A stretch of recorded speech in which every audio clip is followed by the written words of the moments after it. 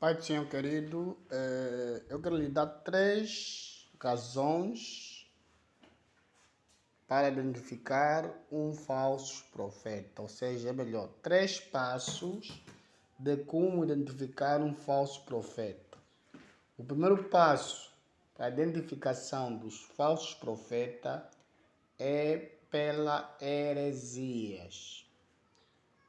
As heresias são os maus ensinamentos ou ensinamento errado sobre a palavra de Deus. No livro de Timóteos, capítulo 4, primeiro livro, ou primeira carta, diz que muitos apostatarão da fé, dando ouvido aos espíritos de demônio, ensinando doutrinas, não é, estranhas. Nós vimos que alguns que se intitulam profeta querem fazer rituais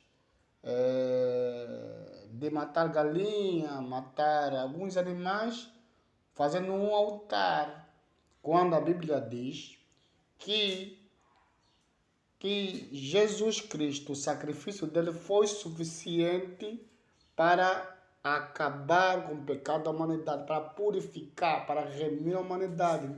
Não precisamos mais de um outro sacrifício. Fazendo isso, estamos a blasfemiar, estamos a invalidar o sacrifício da cruz. A segunda razão, ou segundo passo, para detectar um falso profeta é através dos seus frutos. Este último ponto é complexo porque vai te levar algum tempo para perceber se um profeta é verdadeiro ou falso pelos seus frutos. Por exemplo, levou algum tempo para se identificar, para descobrir quem realmente é o Bispo Samuel.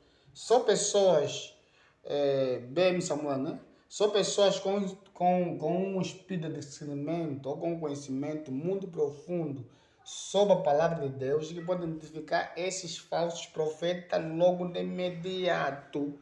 Mas mesmo assim, com o vazamento de vídeos, muita gente ainda continua a estar preso a esse profeta por medo. Não tenha medo.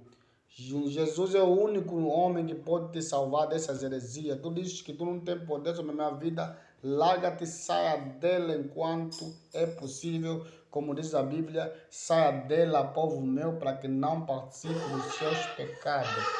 O terceiro argumento é o terceiro passo para identificar um falso profeta. O terceiro argumento, como eu disse, para identificar o falso profeta, vou recapitular. O primeiro eu disse que, falei de 2 primeiros. Falei da heresia e falei dos frutos.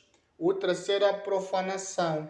Como é que um templo de Deus, né, colocam sobre o pavimento, o piso, o nome de Jesus, Emmanuel, e pisam pregando a palavra?